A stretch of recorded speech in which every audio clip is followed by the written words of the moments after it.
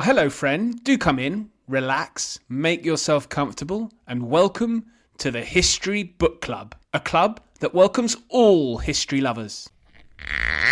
Drink?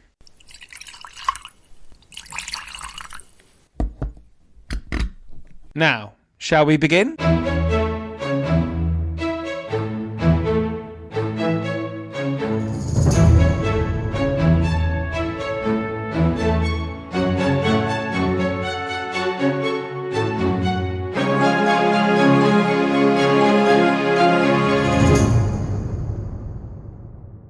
Hello and welcome to the History Book Club. Happy New Year! I must thank you for joining and let me tell you about episode 1. As you may be aware, there is an uprising across Iran, and the government has lost the bazaars due to economic collapse. The bazaars are the shops, and their owners are an important demographic in a country like Iran. The last time this happened, the Shah fled, and the regime we see today took power. Joining me is Scott Anderson, the author of King of Kings, The Fall of the Shah, the 1979 Iranian Revolution, and the unmaking of the modern Middle East. We discuss the revolution, its participants, the US administration's involvement, the Shah, and where we see the future, though with a strong caveat that this discussion took place before the current demonstrations. Scott, great pleasure to have you on. Thanks very much for joining me. My pleasure. Thanks for having me. And I really, the moment I received the proof for King of Kings, your new book, I was very keen to speak to you because this is a subject that is hugely fascinating, massively influential, even to recent events in Iran, Israel, Iran, and the US. And that's, of course, the Iranian Revolution. And so I wanted to ask a first question of you. It's quite a big question, so please forgive me. But I think it's probably an important one for listeners, which is, why is the Iranian Revolution so important? I think for a couple of reasons. I think really, I don't know that it originated, the Iranian Revolution originated religious nationalism around the world, but it certainly gave it an impetus that you're now seeing really in every faith around the world. Even Buddhism, people think Buddhism is this pacific religion, but in fact, it has this militant side to it. And I think that, the Iranian Revolution was our first kind of counter-revolution in modern history. And I think that legitimized a lot of different religious fervor, religious militancy around the world. With the United States in particular, I think it's had an enormous impact on virtually everything it's done in the Middle East for the past 45 years. As a correspondent, I've spent a lot of time in the Middle East, and I've seen this. I can trace the strains of the Iranian Revolution in virtually every place, every conflict I've covered. And what was your experience of Iran? Because, I mean, as you say, you visited pre and post-revolution, or just post-revolution? Just pre, actually. I traveled with my father as a boy. We drove from France to India and back on the old hippie highway. So I missed a year of school, and we probably spent about 2 months in Iran. This was in 74, 75.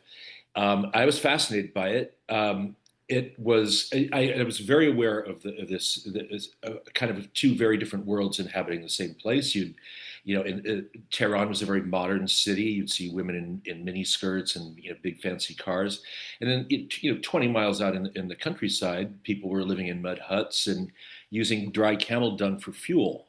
So it really did feel very much a place of two worlds. I was also in Washington working when the Shah visited Carter in November of 1977, which turned into massive riots, the worst riots that had happened in Washington in almost a decade. And I was kind of at ground zero of that. And so then watching the revolution transpire over that next 14 months after the Shah's visit, I became very keen in watching it. Kind of awestruck at how it turned out, like a lot of other people. So I think that really got me fascinated by that place. Well, you described that really well in the book, and I wanted to ask this actually because right early on, you quote a CIA report which may be familiar to some, which basically says, oh, the Shah's going to be in charge for a long time. We can all Right. relax, everything, he's our ally. This is all going to be, this is all wonderful. And this is, I can't actually remember, is the report after the riot in Washington where you've had a kind of a little inkling It was just before. It was about 4 months before that. But in fact, that continued to be the CIA and the American embassy's narrative pretty much for the entire rest of the year. As late as 6 weeks before the Shah went into exile, President Carter was coming out and publicly saying, I have full confidence in him going to survive, that he'll withstand, the doomsayers are wrong. And this was just 6 months, 6 weeks before the whole thing collapsed. Well, I think you've just given describing Iran in sort of 74, 75 when you visited gives an inkling of why maybe there was a revolution. In that, would you say the sort of groundswell, and like many revolutions, it's very difficult to predict, as you illustrate in the book, what will happen at the end of the revolution. But do you think that your experience in 74, 75 was really the kind of the core reason for the revolution, in that you had the haves and the have-nots? I think that was a huge aspect of it. That there was a widening gulf between the people who'd cashed in on the oil boom, on the Iranian gold rush, the millions of at the same time that this gold rush was happening, with the oil, the countryside was emptying out because the Shah was doing the classic thing of importing food and kind of devastating the local agricultural economy. So you had millions of people, mostly young men, coming in from the countryside into the cities in search of work. Very religious people in the countryside, far more religious than in the cities. And really, life had been quite primitive, as I mentioned earlier, in the countryside. Now they're in the cities. The bubble bursts on the Iranian economy, and so now you have millions of mostly unemployed or marginally employed men living in these shanty towns on the outskirts of all the Iranian cities. And another element that, again, you mentioned you're in the kind of middle of this riot in Washington with the anti-Shah demonstrators who seem to be sort of largely quite wealthy Iranians who've managed to, study in America. And this is interesting to me, particularly because I've spoken to a number of the equivalents here in England who were very much anti the Shah and are now obviously going, I'm not sure we hitched Right. our saddle to the right horse. Um, Right. but how important do you think those kind of wealthy upper class, middle and upper class Iranians who were sort of quite left wing as well, how influential were they both in the early days and as the revolution kind of gained steam? I think they're hugely influential in the perception of the Shah's regime abroad, in the West. Um, it's always risky when you start uh, trying to differentiate between dictators. But the Shah was not Saddam Hussein. He was certainly not the Assad father and son in Syria. He did have political prisoners, but it was a small amount. Very few were executed for political crimes. Yes, torture went on. The point being, the Shah's regime was not nearly as repressive as well as I think even the Western public perception of it was, because of these student demonstrations that had been going on for years. Um, I also think that one of the curious things with the Iranian Revolution, I've covered a lot of conflicts, and usually what I'll often find is the difference of body counts, the game of body counts between rebels or revolutionaries and the government. You can often end up with a ratio of say 3 to 1. The government says 10 people died, the rebels will say 30 people died. In Iran during the revolution, you could have a ratio of 500 to 1. The army would say 37 people were killed. The opposition would say 5,000 were killed.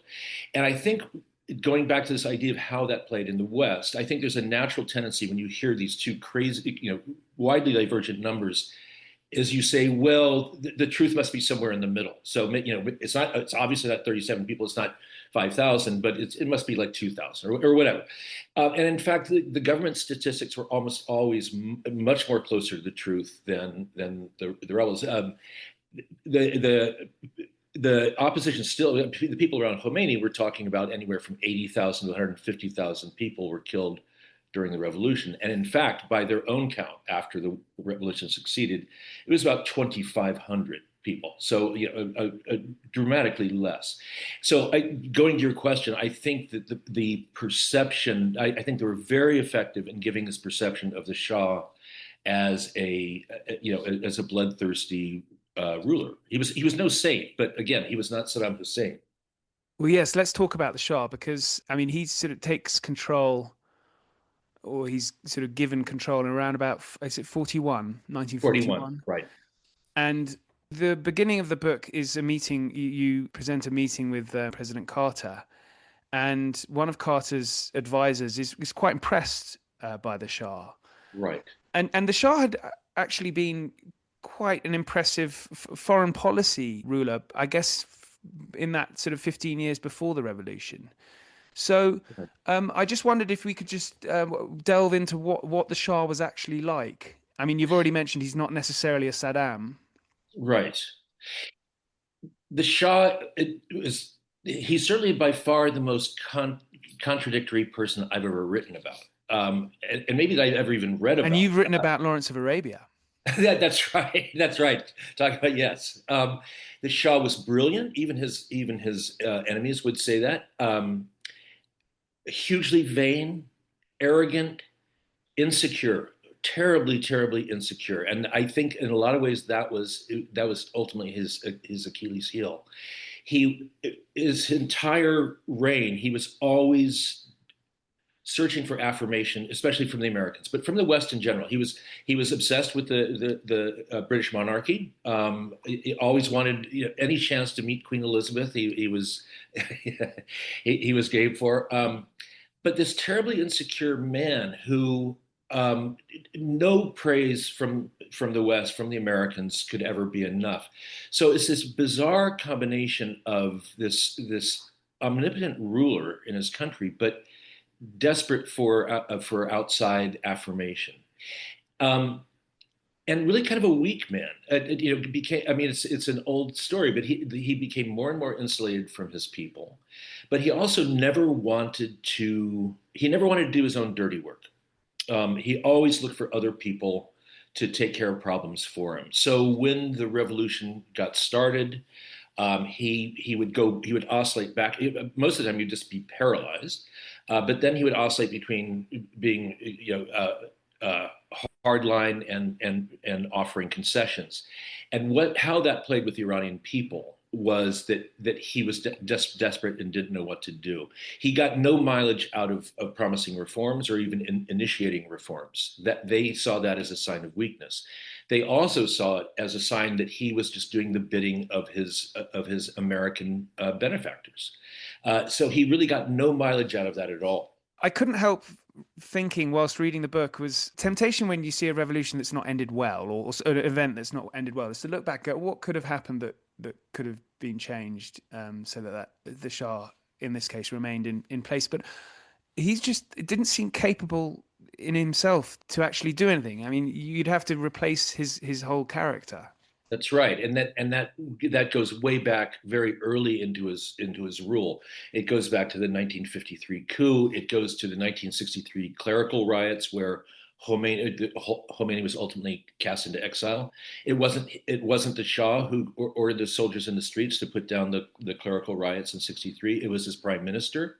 When it worked well, then he took credit for it. But you see this again and again, that he was not a strong leader. In his defense, when the revolution was underway, he said many times, often to the British and American ambassadors, if keeping my throne, if the cost of keeping my throne is machine gunning the youth of my nation, I won't do it. I mean, Saddam Hussein did it, and so I think that what might have saved him, at least for a while, was if he'd initiated his reforms earlier, even just a few years earlier. The problem the Shah had was when he started doing these reforms in 1976, really, the political concessions it was viewed as very much in reaction to the ascendancy of Jimmy Carter. So once again, the Shah, in the eyes of his own people, was being seen as a puppet of the Americans, and this goes all the way back to the 1953 coup, in which the CIA assisted this coup to put the Shah back on the throne. He always had this image among his own people as the American Shah, and I think this is actually a really key point in understanding the Iranian Revolution. That what gave it its virulence was not just the religious fervor of Khomeini and the clerics. There was an anti-colonial aspect to the Iranian Revolution. I think the average Iranians really did feel very much under the thumb of the West, and in particular the United States. That their own ruler who was primping around in generals' uniforms and stuff was really just a foot soldier for the Americans. But it's so interesting because he plays off the Americans. Well, he plays the Soviet Union, which of course has a border to the north and has Right. always had interest in Iran. But he plays the two superpowers really quite deftly. Yes, very much so. No, this is the bizarre thing with the Shah. He was brilliant in the way he was the man who engineered the quadrupling of oil prices in 1974 that resulted in the greatest transfer of wealth in human history from the West to the oil producing countries. He was he was a brilliant strategist in playing off the Americans and the Soviets, and using the Soviet imaginary threat to get the Americans to give him whatever he wanted, and then at the same time, he will shoot himself in the foot. During the revolution there was a massacre in a square in Tehran where at least 120, 130 people were killed by soldiers. The Shah was kind of in shock afterwards and despondent. He pleaded for Carter to release a public statement supporting him, and the Carter administration, as obtuse as it was about most things Iran, they understood this would be the worst thing that they could do, because now it looked like the Americans were supporting a massacre, and why would the Shah want it at that moment to be embraced by the Americans? So Carter arranged to just have a private telephone conversation of 6 or 7 minutes to talk with the Shah and reassure him and everything. The Shah got a transcript of that phone conversation and had every newspaper in Iran run it on the front page. So it just cemented the idea of him that, oh, now the Americans are supporting massacres in the streets of Tehran. So an incredibly brilliant and foolish man simultaneously. So, of course, the American aspect is so important throughout this. But fascinatingly, there's really only one diplomat in Iran who speaks Farsi. So is that am I latching onto that a little bit too much? And actually, there was a kind of understanding of what was going on in Iran, but it just didn't get communicated back to Carter properly. He wasn't the only one, but it was a small handful who spoke Farsi. Out of a diplomatic staff of about 300. Uh, a very large CIA station, probably about 30, 35 people. The CIA didn't do any domestic intelligence at all in Iran. They were completely focused on spying on the Soviets, on the northern border. Um, any domestic intelligence they got from the Shah's secret police, Savak. It's astonishing. I grew up. My father was in the USAID. He was an agricultural advisor for the American government abroad. So I grew up in East Asia, and I've seen the way the American diplomatic community exists in other countries. It's far more than any other diplomatic community I've seen. It's incredibly insulated. Americans bring as much Americana as they can to the countries they're in. The PX, the commissary, the American club. and they also have a very large ratio of foreign nationals working in the embassy, far more than most European diplomatic missions, for example. So in Iran, for every American who's within the embassy compound working, there were two to three Iranian nationals, and so of course all those Iranians supported the Shah. They weren't going to say anything bad about him. So, but it's not just Iran. I've seen this again and again. There's an insularity to, especially to American diplomatic communities abroad, and you couple that with this idea that everything that the Shah did not want the Americans or anyone else talking to even his moderate opposition in the country, so they didn't. So the message that always goes back to Washington is, everything's great, everything's going to work out. And so if there are dissident voices within that structure, they get squished, as it goes up the chain of command. In that way, it's similar to almost any bureaucracy. But ideally, and certainly in the CIA, the idea is that you're supposed to let these differing viewpoints percolate up to the top, and that absolutely did not happen in Iran. Members, I'm sorry to interrupt the discussion, but you may be interested to read articles I've written via Substack. My latest is a paean to Patrick Leigh Fermor, but I've also written about the SAS veterans and their difficulties with lawfare and the government's Troubles Bill. The link to these pieces are in the show notes. Now back to the History Club room. So the revolution kind of begins around, it's early 78, really. Right.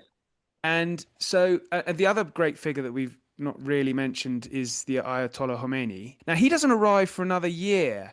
And so this is something that I guess I always found confusing before really reading. I guess your book really clarified it all for me, happily. But, I'd always assumed, that Ayatollah flies in, the revolution happens, Shah leaves, it's all done and dusted in a few weeks or a month or two. But that's not the case at all. No. No, it's not. Well, two things. I think that for a long time, as the revolution transpired, as you say, it transpired over about a 14-month period. I think you had this wide gamut of opposition to the Shah, everything from leftists, college-educated professionals, to the religious guys in the shanty towns. So you had this, and I think as the revolution gained steam, people made the decision. It's like, well, here's this religious figure that we can rally around right now, because and people compared him to Gandhi as this kind of spiritual guide for a large umbrella of people. The other thing about Khomeini that's really kind of crucial to understand is he is in exile.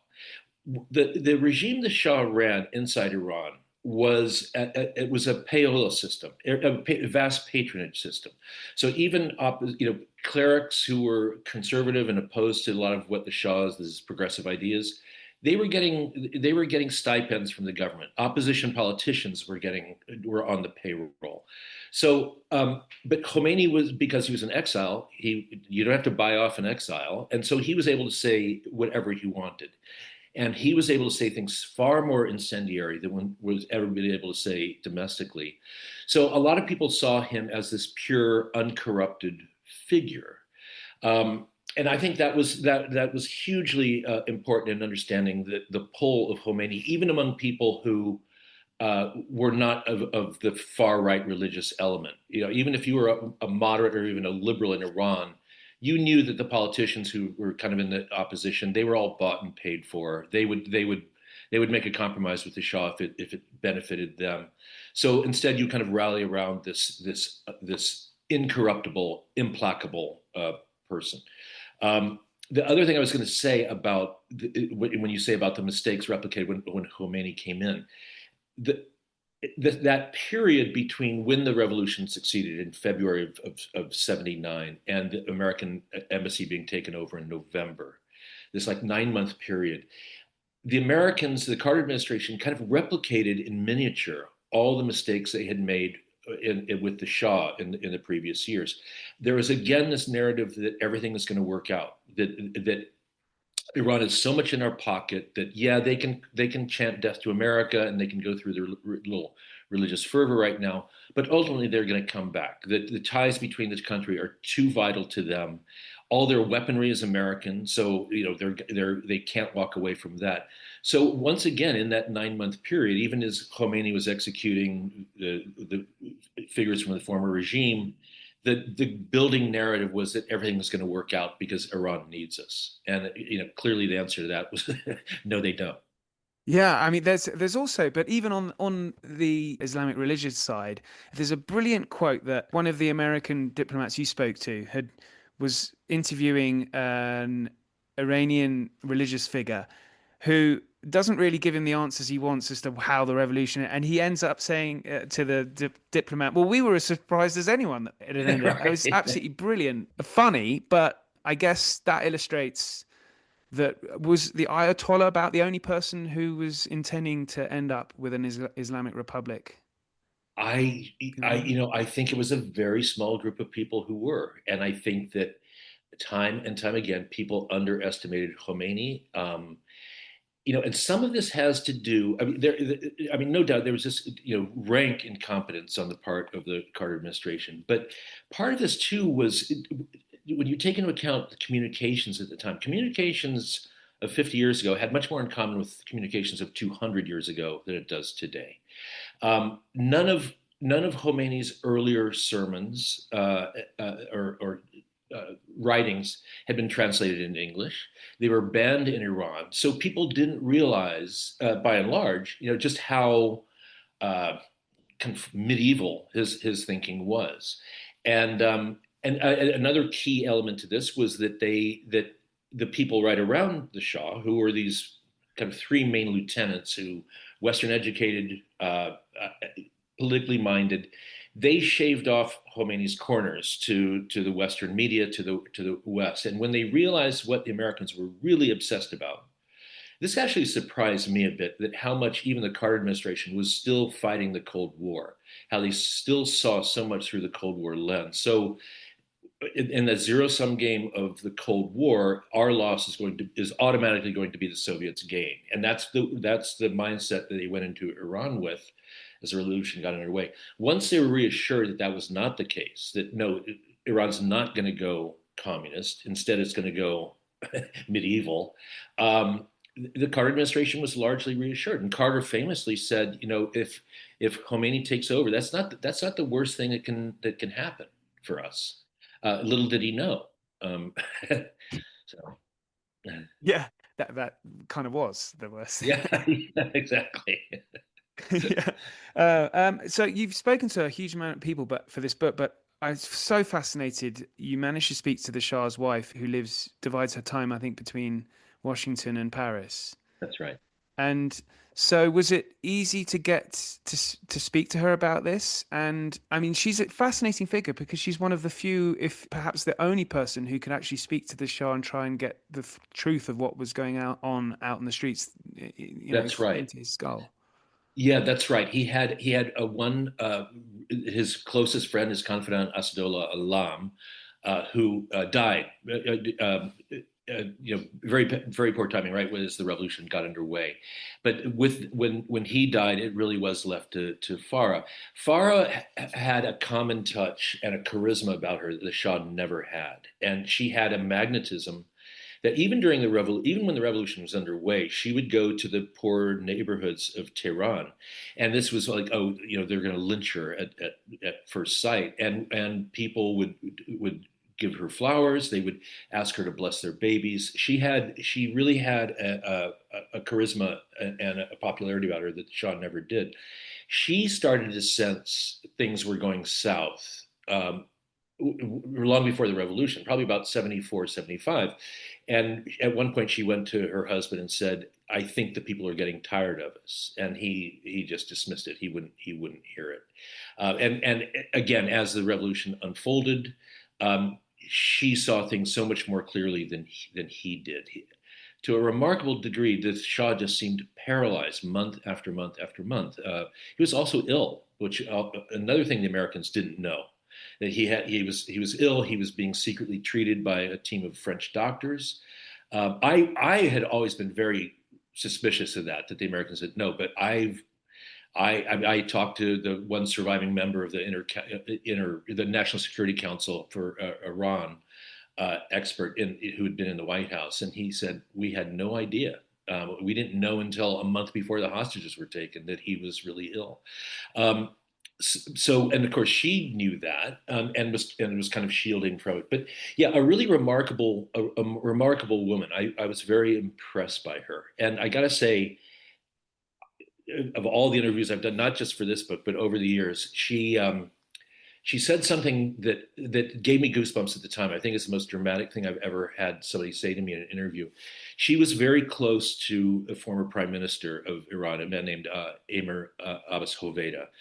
Hoveda was this very simple man. When he retired from the prime ministership, he wanted to open a bookstore in Tehran. He was a bibliophile. He lived in a two-room apartment.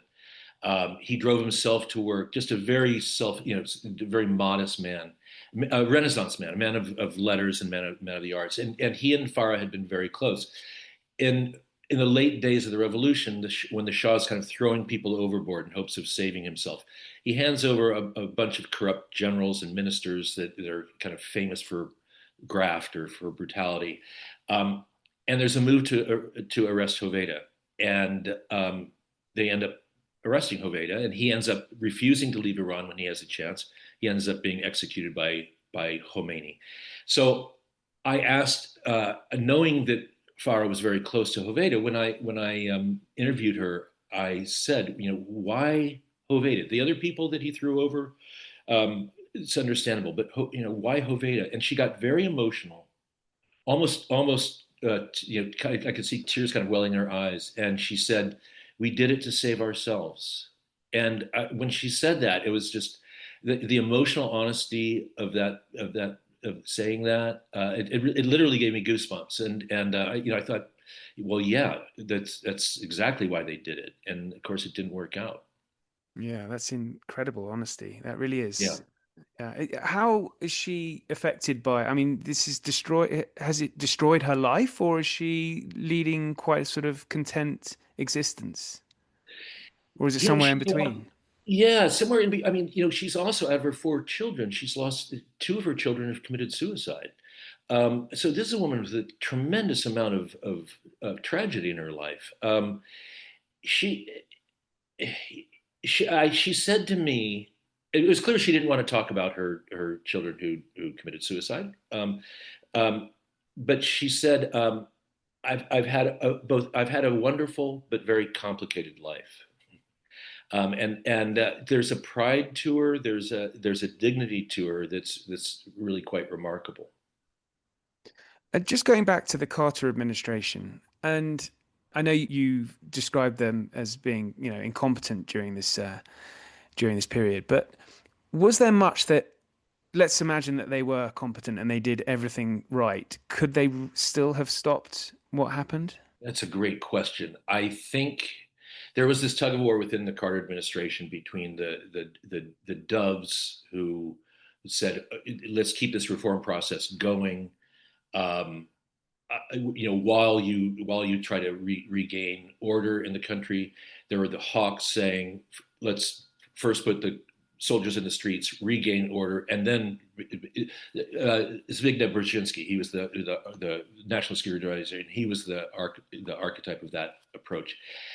I have to say, I think that was probably the only way it would have worked. That again, going back to this idea that when they saw reforms, when the Iranian people saw reforms, when they saw the Shah throwing people overboard like Emir Hoveda, it was just seen as a sign of weakness, and that if the Shah had taken a hard line and stayed with it until order had been restored, that was his best chance of surviving. Um, Alternative. I mean, it's awful to say, but for a very long time for Saddam Hussein and for the Assad father and son, machine gunning people in the streets worked. And so could that have worked for the Shah if instead of 2,500 people, 25,000 had been killed? Would that have saved him? It might have for the short term. But again, the Shah was ill. He knew that because of the secrecy around his illness, that he had his lifespan was getting shorter all the time. He had very little faith in his eldest son of taking over. He was still, I think, it was still headed for a brick wall. And going back to this first point of the religious nationalism of that, again, the Iranian Revolution I don't believe started it, but it caught that wave. There, in this country, in the United States, there was a rise of religious fervor already happening in the late 70s. I'm sorry, late 60s, early 70s. I think around the world you saw this kind of a rejection of modernity, this rise in all faiths. So I think that was probably coming somewhere. It's odd it happened in Iran. I could see it happening in a place like Syria or Egypt or something.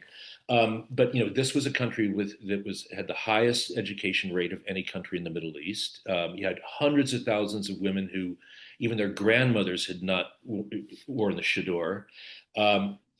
Hundreds of thousands who had spent time abroad, and because of the wealth of the country, I mean, Iranians were going on vacation all around the world. So it is odd to think that it was this country where that happened. Pakistan might have made sense. Iran, in a way, just kind of didn't make sense. So it's interesting you mentioned that perhaps if the Shah had been more ruthless, he could have stayed in power. I mean, the current Islamic regime is very ruthless, and they're going to have no problem with machine gunning people in the street, and they have done. It have So, done. so do you think, therefore, it's difficult to know the future, of course, but there doesn't seem to be after the bombings. There was a call from the Israelis a sort of regime change from the streets. That didn't seem like it No, was ever going to happen. no. What do you think for Iran today? Yeah. So it's funny you bring up Netanyahu's quote.